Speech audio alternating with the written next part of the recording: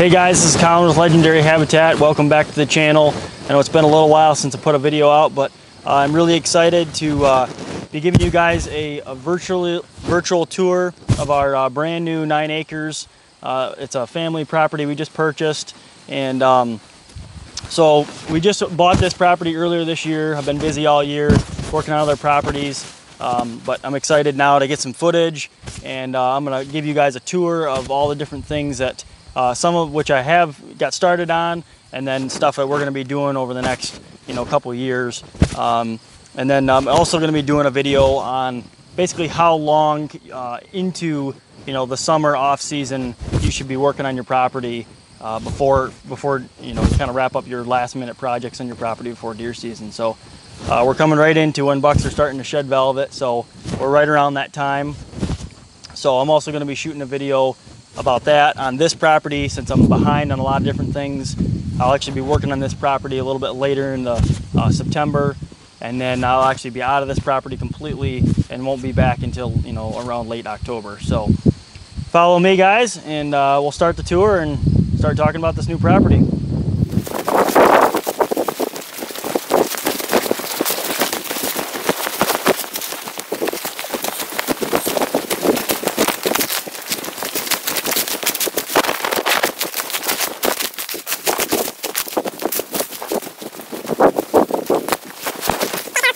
All right guys, so now I'm standing down here in our first micro food plot we put on this property. As you can see, this is not very big. It's right around 50 yards by 50 yards.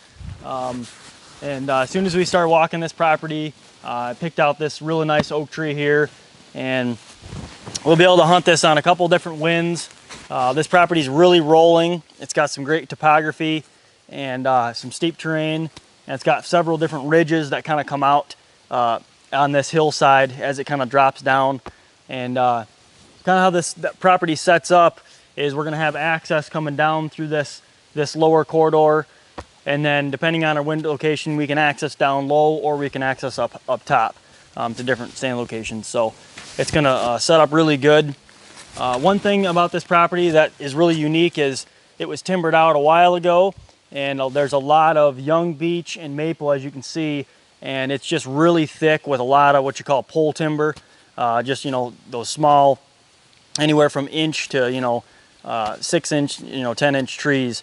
So it's great because we can put a lot of those will hinge good, and we can put a lot of cover and food to the ground, to the deer's level.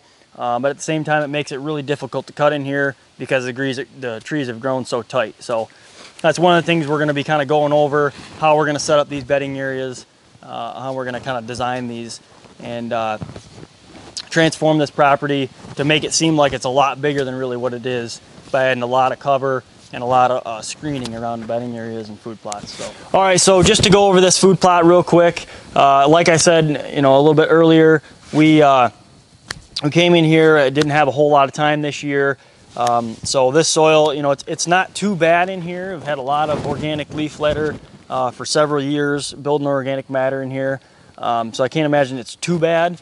But I'm going to be pulling a soil test on all of these plots this coming spring.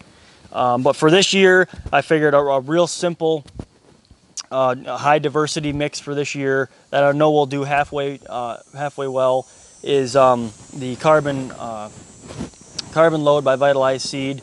It's got obviously a high carbon in it, so it's got oats, it's got winter wheat, it's got rye, we got some radish, some kale. We've got some annual clovers, some peas. What else in here? We got a little bit of hairy vetch. So we got some stuff that's adding nitrogen in there. And then, we've got a good cover crop. And then I'll also come through here in the next week or so, just before rain, and broadcast right around 50 pounds of rye, per acre into these plots. So it'll just add another layer of organic matter in the spring as everything continues to green up. And then ultimately the whole goal here is to have this in no-till. So we basically opened up this canopy. This was nothing but completely bare ground under here, and that's a great way to start a no-till plot without herbicides and really inputs. You can broadcast your seed, till up lightly your ground a little bit, and, you know, wait for a couple good rains. Seed it a little bit heavy because you know you're going to lose a little bit of that seed, and then you got a really nice food plot, and then you can keep building your cover crop on top of that and suppressing your weeds. And then you've automatically, once you open it up, you get a lot of sunlight in here. So just a great way to start out, you know, these small micro food plots in the woods, and I'll do more videos on this soon. All right, guys, so right now, right here, we're leading right up into one of these ridges, these ridge tops that kind of shoot out parallel to the property. Up here is higher elevation, kind of where we first started the intro to this video, and then the property slowly tapers down in grade. So over here to my left, I've got that same tree, and then right here, what I'm going to start doing is building a wall of cover here. And I want this wall of cover to kind of run this whole ridge top here. And then off of each one of these peninsulas, if you follow me up here,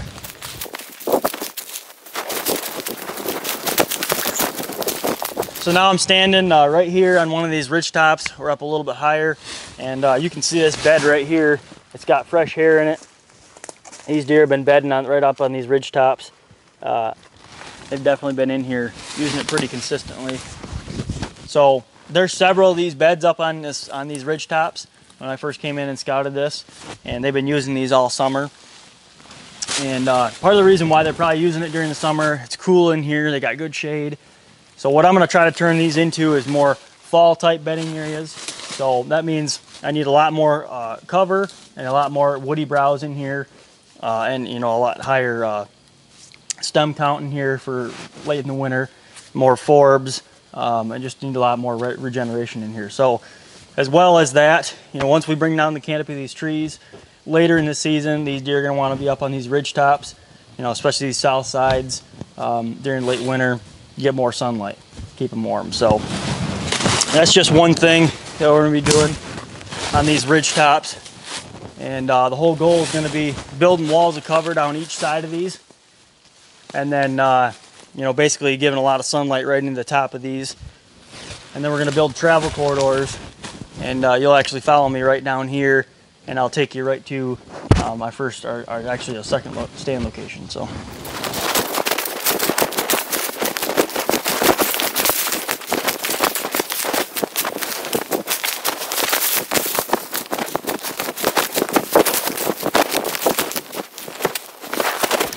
So right here, that travel corridor leads right down to this kind of hub. We've got a mock scrape right here. As you can see, got a real nice mock scrape. There's several velvet bucksmen using these, does and fawns. So this is a great converging hub that kind of comes down off these ridges.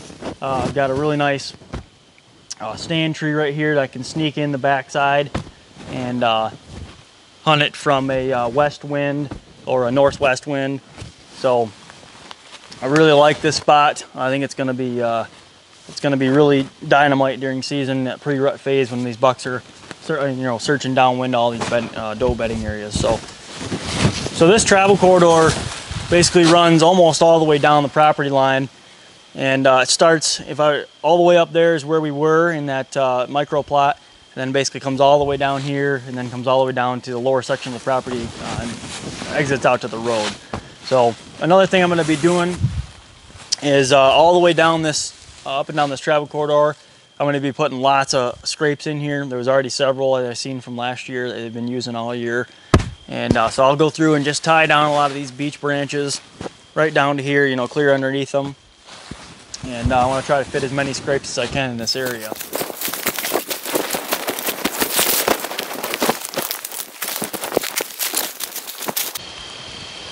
Okay, so now we're heading back up the opposite property line, the other side of the property. As you can see, if you pan down here, we've got the road right down here.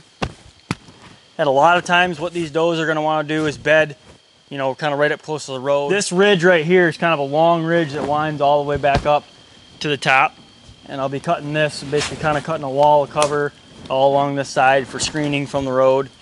And then I'll have probably another little micro plot right up here.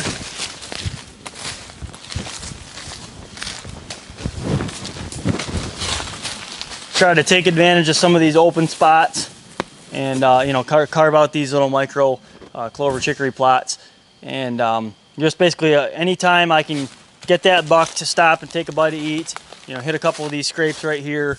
You know, the more time I can get that buck to spend daylight hours on this property, the better off I am getting a chance at killing them. So, okay, so now we're in the front of the property, and we've taken advantage of this power line that's on part of our property. It comes out to right about that post, or that pole right there. So I came in here, you know, basically lightly disked this up, mowed it down first, and then we planted the Vitalized Seed carbon load in here, and this is doing surprisingly really good. And so we're going to do the same system as that small micro plot, where we're going to be, you know, broadcasting dry into here, get a really thick stand of a cover crop heading into spring, and ultimately we can start, you know, that no-till process of grains and brassicas, and maybe even a summer mix, depending on what our soil looks like. So this is you know, pretty decent sized plot. Actually, surprisingly, the deer have not been browsing this as hard as I thought they were going to be, which is great. So we'll head back down here, and I'll show you the travel corridor I'm hunting that leads the deer to this plot.